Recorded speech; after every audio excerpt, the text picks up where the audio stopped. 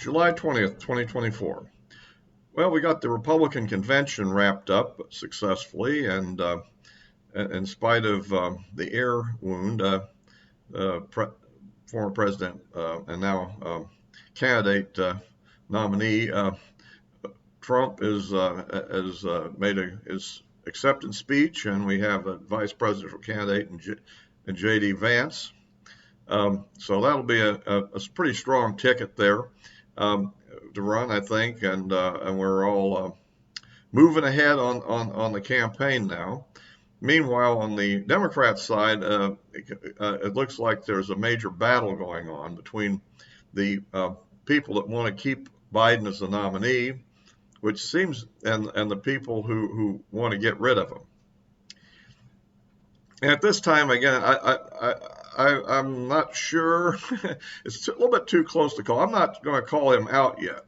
You would argue, well, maybe will be, but on the other hand, we have to look at the fact that he may just be a stubborn, bullheaded guy, and there's a lot of personal reasons he doesn't want to back out. I mean, for instance, if he were to give up being a nominee, the argument's being made, well, okay, then can he continue to serve as president either? So what do we do in that case? And if he were to resign, wouldn't that leave Kamala Harris, the vice president, moves up to being president, which would increase her likelihood of getting the nomination, which the same people that probably want to get rid of Biden probably also want to get rid of her too, for the same reason. On the other hand, it's unclear who the new candidate would really be, and there's probably a lot of contenders. So that's the subject I want to kind of get into in this video, along with other issues, including a little bit of update on the assassination attempt and what we know about that. Maybe a few things we might speculate. But like I said, the Democrats have a real dilemma now, and one version that just came out was that Biden wants to stay in until Prime Minister Netanyahu of Israel shows up for his speech on Wednesday, perhaps to, I don't know, push ahead with the negotiations with Hamas and trying to get a ceasefire or whatever. So that's kind of upcoming, and we're not sure whether he'll be able to hold on that long or not. The fact of the matter is, though, he has the committed delegates, so it's hard to see how they really take it away from him, unless Kamala Harris and half the cabinet decide to go mutiny and invoke the 25th Amendment. Because remember, the cabinet itself, can't do it without the vice president leading it, and so, and then it would end up, Biden could then submit a letter that would assert he's ready to resume office, and then it could go to a 2/3 vote of both houses to actually expel him. So I don't think the Democrats really want to go that way. It would be kind of messy. So that leaves us with, as long as Harris is loyal, and as long as he remains loyal to her, and remember that she still would be in a position to win the presidency potentially. So her motivations are kind of interesting to see. I think that it's becoming kind of clear that my comments in previous videos that that this was a mistake to have the debate as early as we did back on June the 27th, because if the Biden's infirmities had been fully displayed to everybody in a debate, say in September, they would be locked in with ballots even being printed in some states and already in early voting, like in Pennsylvania in some places. So, that would be a disaster for them. As it is right now, it could conceivably be retrievable, although you have a unified Republican Party, at least 99%, I think, and so Trump looks to be in very good position to run after his miraculous escape from the attempt there in Butler, Pennsylvania. But if you like these videos, please give me a like. I appreciate that, and it helps the algorithm. We're always looking for new subscribers, and you can subscribe both on YouTube, and of course, I also post the same thing on Rumble, so that's another option.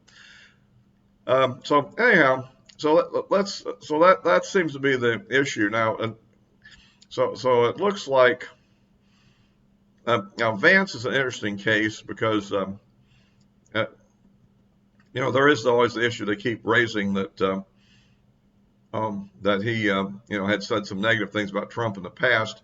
Well, I think he kind of agrees with something I said in one of my tweets or X posts. I don't know what you call them now. You still call them tweets. That's called X. That basically they'd fallen for all the Democrat lies, and now he's learned the truth. Well, essentially, that's kind of the situation. Um, I mean, all this extreme Democrat negative propaganda stuff.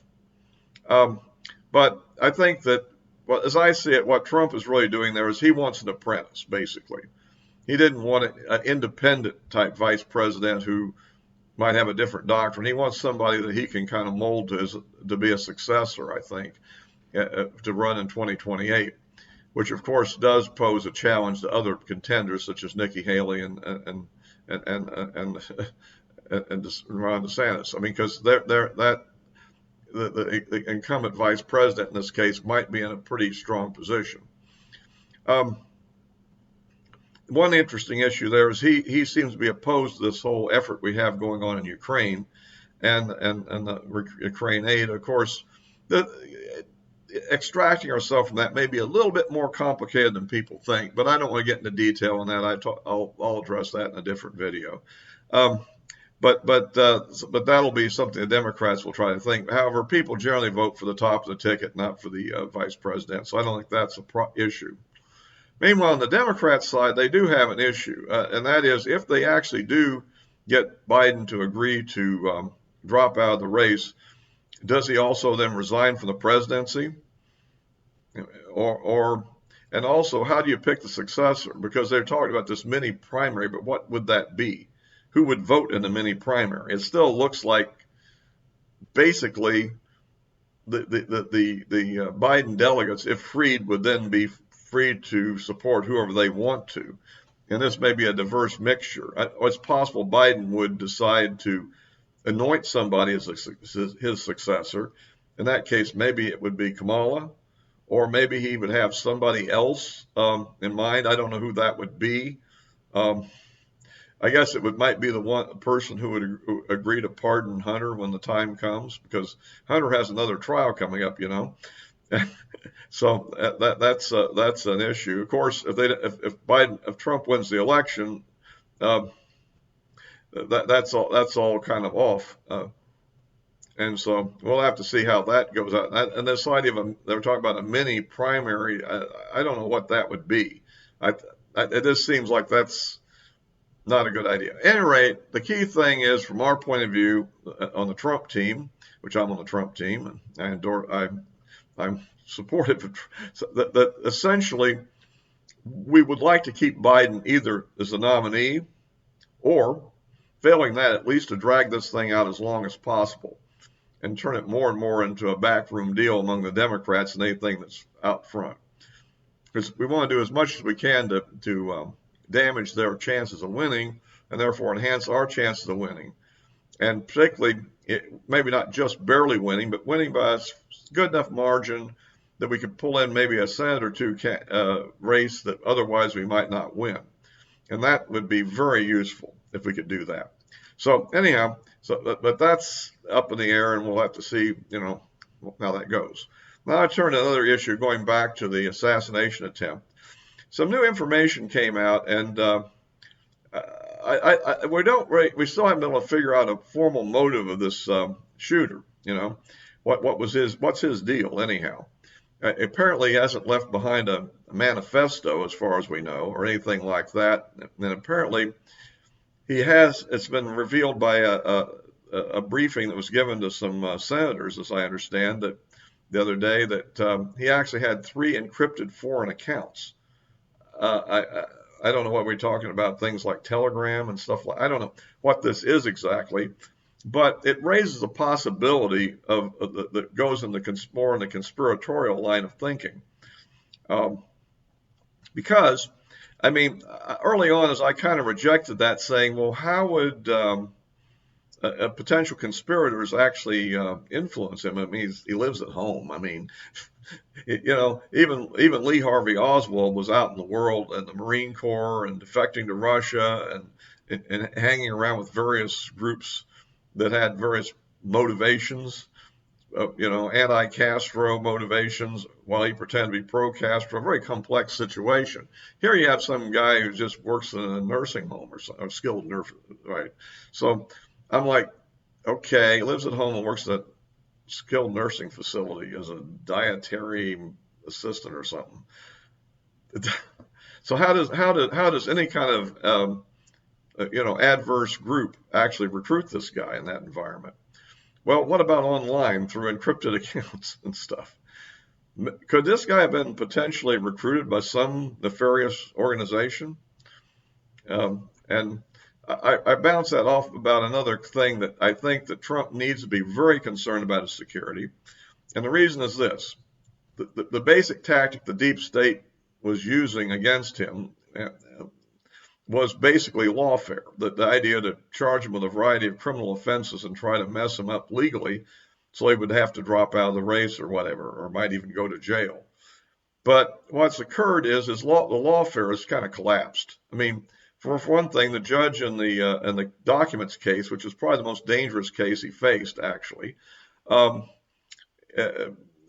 has basically ruled that the appointment of the special counsel, Jack Smith, was unconstitutional and has dismissed the case. Now, Smith is going to, of course, appeal that to the 11th Circuit Court of Appeals, which Democrats seem to believe will be more favorable to them in some way, which I don't know. And even if he wins there, I'm sure that Trump's people will appeal it to the Supreme Court. And so all these appeals could easily drag out well past the election or even the inauguration.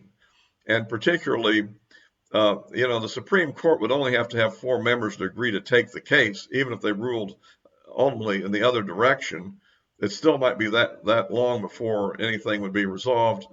And then there's the idea that the courts might remove the judge from the case, but I don't see any particular reason for it. I mean, apparently she has a well-argued case, and so, we often have, I mean, after all, the D.C. Case against Trump could easily argue that the judge ought to be removed there too. And of course, the immunity decision and the decision on that, official,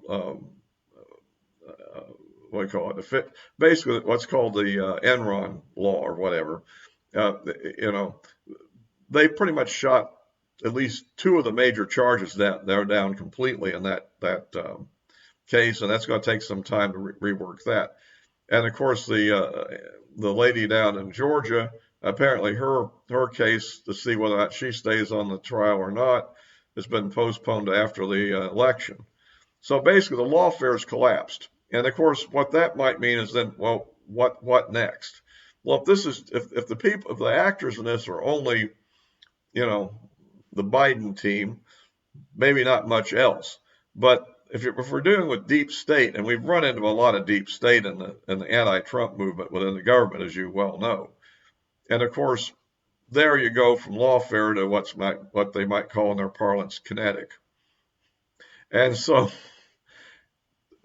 then you have this attempted assassination just a few days right before the convention, which if it had been successful, it would have thrown the Republican Party into bigger chaos than the Democrats are in, probably.